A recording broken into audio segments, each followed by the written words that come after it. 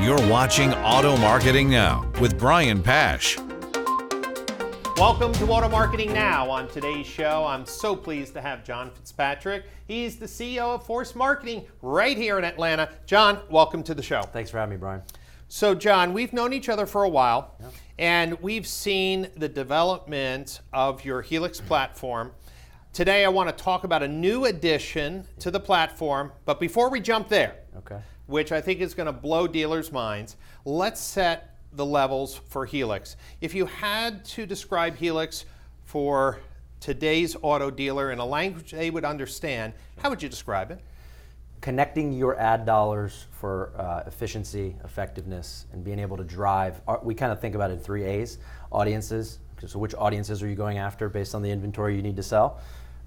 Automation, so how can I quickly get to market that offer that's so important and can beat the competitor to the marketplace? And then attribution, what's working and what's not. So that's kind of how we think about Helix, is from that 3A perspective. So one tool, one platform you can log into and see where those dollars are being effective. Let's dive in that for a minute. Dealers are typically using one company for paid search, another company for social, maybe another for SEO, traditional agency doing their print or video. Does Force bundle all that together so it's really one point of contact for all their marketing needs? So that is still a challenge in our industry, as you know. We are not the one-stop shop. We don't handle traditional media dollars. We're not a creative shop. We think of ourselves more as a tech-enabled business services model, where we've got a great platform that we've built that's proprietary to us, specifically for auto. It's all we do is automotive. And it really helps a dealer in a local market understand who would be best to put personalized communication in front of, in the right channel, on the right device, at the right time, with that inventory, so we can move them at a quicker pace. Right, and you mentioned the 3 A's, the third one being attribution. So we have the upcoming Automotive Analytics and Attribution Summit. You're going to be there. You're going to be talking to dealers about really where we are in today's ecosystem on marketing attribution. When you think of attribution, what are you tying the dealers' marketing dollars back to that helps them feel that they're measuring success? Well, as you know, we don't yet have complete attribution analytics that can show from all the different touch points that a consumer goes through before making that purchase all the way through. We're getting closer and closer almost daily. That's right. But we're not completely there. So I certainly don't want to ever be too far on the tip of the sphere where I'm saying that there's something that exists that doesn't, right? But so we can start to look at pumping in inventory. Having the dealer's first party DMS connection and CRM connection is important. And so the very first thing we did when we started to build the Helix platform was we said, okay, the first party data is extremely important. We've got to dial in partnerships and pipes to all the major DMS and CRM providers so that we had connectivity to that very important first party data. Of course. We then said, from a conquest perspective, who are folks, if data is the new oil, and we believe that it is, who are folks like Oracle Data Cloud and 40 others where we can go, Polk, IHS, and connect their data so that we can get an understanding of the conquest side of the marketplace for a dealer. So if we had all of that information in one spot, now we could start to put marketing campaigns together in an omni-channel way. And what we're really excited about now is, now that we've built this platform, we're starting to productize an approach to market where we said, okay, we started with video. We said, okay, how are consumers consuming video online? We know that it's massive. Everywhere. Right? Everywhere. In fact, we were just at a digital dealer and we had on the stage with us the head of auto for Google, head of auto for Facebook, head of auto for Oracle, right? And we kind of moderated a panel, if you will. And I thought this was interesting. We asked each of them what percentage of the dealers on their networks are utilizing an effective video strategy. I'd love, from your perspective, to hear what you think that percentage is. I think it has to be less than 10%. Less than 10%. Good guess. That's what I think. So collectively, it was about 3 or 4%. Some said 3, some said 4. Okay. So really, really small. Now, flip that for a second. From an audience perspective, in-market shoppers, folks that will be buying a car within 30 to 45 days. Okay. what percentage of the car shoppers are on YouTube, Facebook, and other programmatic platforms searching for a car? I would say north of 90%. So their answer was somewhere between 95% and 99%, right? And Oracle was there to kind of back up all of this data, right? Listen, dealers have wanted for a long time a single agency to do their digital deployment. Yep. And you know what? It's hard with today's co-op programs. It is. Because maybe Force is co-opable for SEO, but not for social, or vice versa, right? Sure. And it's piecemeal. Sure. Dealers who have choice and are not just running their business based on co-op, they want one person to deploy it consistently. But video has always been a problem. I've been talking on my show a lot lately about having a clear brand promise, getting that brand promise in video. If a dealer's going to be embracing digital retailing, they have to re-educate consumers how to shop in video. And for the most part, here's what I see. Dealers get all excited, they go to digital dealer, they run a month or two of pre-roll, then stop. Or they're like, yes, video on Facebook, 1 or 2 months. It's been the production aspect of video, I think, that has been a roadblock. And then once they have the video, where do I put it? That's right. Meaning, if I created great video, I got to get my AdWords campaign person to put it as pre-roll, my Facebook people to come up with a strategy, and then what about OTT, what about linear, what about premium, what about video on the open exchange? That's right. And so let's break this out. Creative and distribution. The new Helix platform can take a great piece of creative, integrate the dealer's inventory and shopping behavior, and actually in one click deploy video assets across the entire ecosystem. Let's talk about that. How's it working? What can dealers expect? And what do you call this product? The product's called Drive. Okay. And it is doing just that. So we said there's not a dealer out there we've spoke to that doesn't have an ad already that they've put on television, linear television, or pre-roll or whatever, that is somewhat evergreen. It talks about their unique selling propositions. It talks about the why buy here in a local market. The brand promise, right? And so we said, well, how can we take the brand promise, to your point, and push that out, right? And so that takes away the barrier of how do we create the creative so we can go to market, but also include the OEM incentives, the information on the dealer's website, down to the VDP of the cars they're shopping for. And that's where this Drive product came together, where we said, okay, if we could build a tool that could dynamically display the offers right from the dealer's VDP page that they were looking at in a dynamic fashion, and also showcase that evergreen ad, we would then have something special from an automated perspective to then go across all of these channels that we've built into publishers like YouTube and Google, like Facebook, like the OTT and CTV partners, the programmatic publishing network, and we would be able to distribute this in an omni-channel way. We have been focused on omni-channel marketing for at least the last 5 to 6 years. It has been a core focus. We believe that we live in an omni-channel world. Right. We believe consumers if you just look at the studies, they're going across multiple different digital and non-digital touch points to make this very important decision of where to buy their vehicle, which is the second biggest purchase that they're going to have. It's very, very important. And so how do we create an omni-channel experience, which is different than a multi-channel experience? So I call it video everywhere. The problem with the video everywhere strategy, and dealers love it, it's like if you have a clear brand promise that resonates with consumers, I want them to see it on Twitter, Facebook. I want them to see it on YouTube. I want them to see it on their cable or OTT. But the problem is it's been such a pain on the deployment that they got to deal with 4 people, 4 budgets. They get 4 different reports. So I would love to hear how you're consolidating that reporting. Is the reporting from the video showing each channel, the number of impression views or interactions? What does that look like? It does. So it's very robust. In fact, some of the early feedback is that maybe we're showing too much information, but I know you love that because there are folks that understand the data, can dive into it. And so they said, well, for a general manager or an internet director, maybe there's just some other key components and then they can drill in. And so we're starting to to change some of the development inside the technology, but we feel showcase all of it, including the creative side by side. So here's the creative side by side with the statistics of how it did, right? Which you could also then drill into and see of the people that viewed that, how many of them came in, because again, we're tied to the first party data, right? And either serviced their vehicle, traded in their vehicle, bought a new vehicle. What does that look like?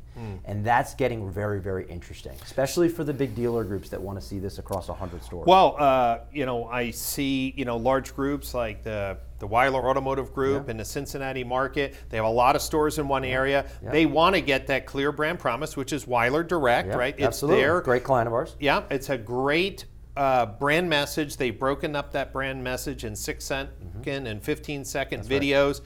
One video might talk about speed, another one about convenience, another one about mostly online, another video about save time. It's part of the brand promise of what Weiler Direct is. And of course, people who are watching today's show include Tier 2 and Tier 1 agencies. Wouldn't this Drive platform be the ultimate tool for even Tier 1 that wants a transparent, accountable video delivery? They don't want to deal with the partners either. Wouldn't they really want one deployment platform? They absolutely will, right? And they're looking for better ways to connect with their consumers as well, right? And forever, they've also wanted connectivity to their dealer base, right? So we don't want to just spend all these ad dollars at Tier 1, or maybe even trickle down to Tier 2.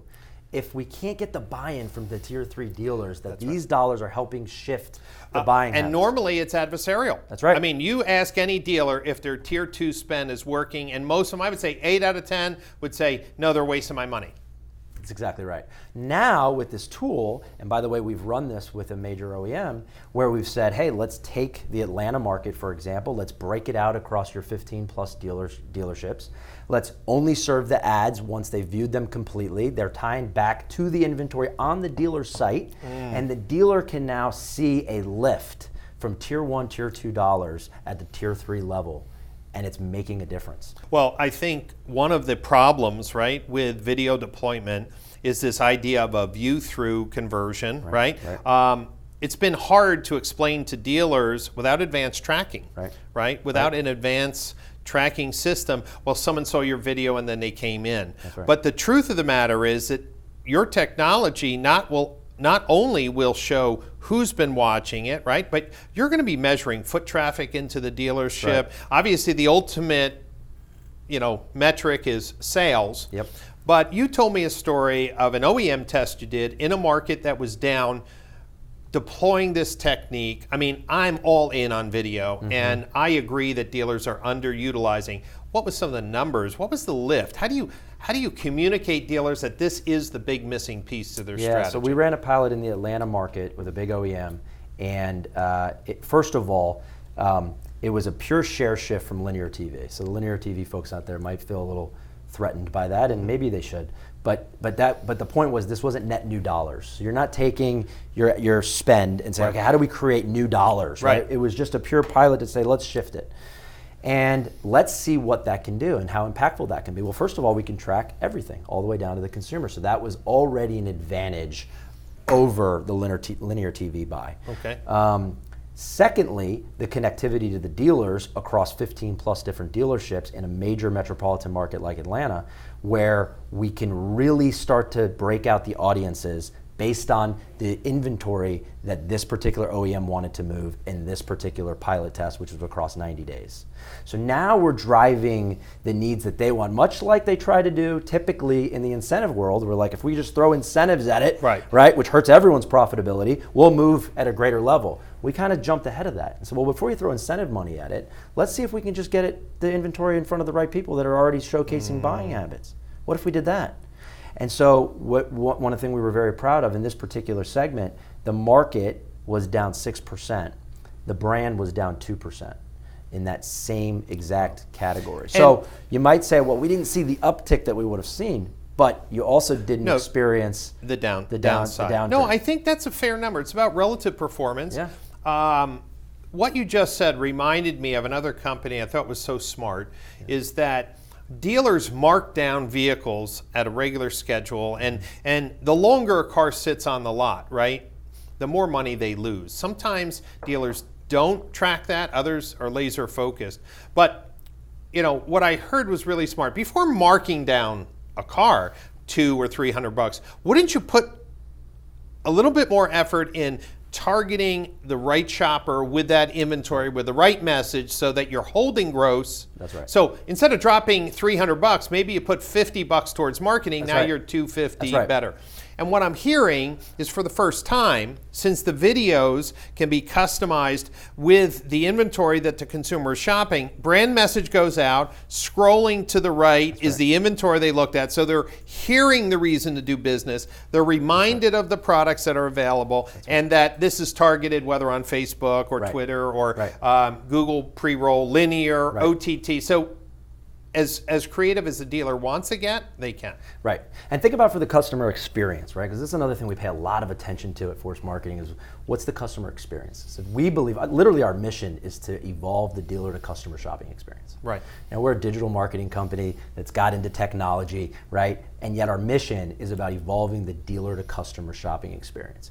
Why am I pointing that out? With this dynamic video product, not only are they seeing the Why Buy Here brand message that the dealer has in the local market, not only are they seeing the cars that they then shop for on that dealer, but when they click through it, they go to that VDP with that offer. So long as you are updating your website with the right information that you should be, that consumer is going to see the same experience. So if you think about that across Tier 1, Tier 2, Tier 3, where oftentimes they might push out an offer that then they go to the dealer's site and it's not there. There's Customer nowhere to be experience found. is broken, the trust is broken, and now they're going, well, wait a second. Then it gets worse when they go to the dealership and they say, well, I saw this ad. The salesman at the dealership can't figure out where the heck that ad came from. That's right. By sending the consumers that we're putting these ads in front of directly to the dealer's site, it breaks that, or it fixes that broken, that broken scenario. And so that's just another area where we're excited about kind of the added value behind this product. Not only are we getting in front of the right eyeballs, not only are we putting sight, sound, and motion back in the hands of both the dealer but the consumer, we're doing it in a way that's omni-channel, we're showcasing attribution on it, and we're improving the customer experience because that ad that they see is now transferable when they click through. John, I'm so glad you had a chance to come and be on the show. I'm super excited because this is a product I've been asking for years. Yeah. It's great to see it now in action. Of course, coming up at the Automotive Analytics and Attribution Summit, which is November 17th, 18th, 19th. You're going to be there. Which will be here before we know it. That's right. And so I'm hoping that for dealers who are watching today's show, you'll be able to demonstrate, share with them some of the case studies. Absolutely. So dealers, if you are really looking to create this market dominating strategy, video everywhere, omni-channel, as John has mentioned, I encourage you to come down to Palm Beach. It's November 17th, 18th, 19th. Meet with John, see the videos in action. John showed me the videos. You saw a few in this segment as well in the background. This is an exciting time to be in the car business, but a modern retail experience, well, can't just grow in a vacuum. You're going to have to educate consumers that there's a new way to buy a car, and an omnipresent video strategy is awesome. And more importantly, it's about attribution. And dealers want to know today if their marketing is efficient. And by connecting all the pieces, John, you must have some really happy customers. We do. We certainly do. Yeah. Thanks for having me. Yeah, and I know some of your clients, and they're the most demanding automotive dealer groups in the country. So bravo for being able to retain and really grow the business the way you have. Yeah, and let me just point out that topic. Our clients have driven our product. And so I just wanted to take a second to thank them, right? They know who they are. I don't have to share names and logos. They know who they are, but they have been instrumental. They have challenged us, just like you have with the industry, pushing us towards greatness. How come the product can't do this? How come we can't put it across omni-channel? Why are we just looking at YouTube and Facebook? What about CTV and OTT? And a lot of that great conversation has fueled great product development, and now we're on the back end of that where we're ready for scale. We're ready to load it up and really hit the market with a differentiated product, and we're super excited about Well, that. I'm excited to share it. So for dealers who are watching today's show, you'll see a website and a phone number here. Reach out to Force Marketing, ask for John or his team. get a look at this product. This is exactly what I've been screaming for years. It's here, it's available. Well, it's a missing piece of your marketing strategy. John, thanks for being on the show. Thanks for having me. Appreciate it.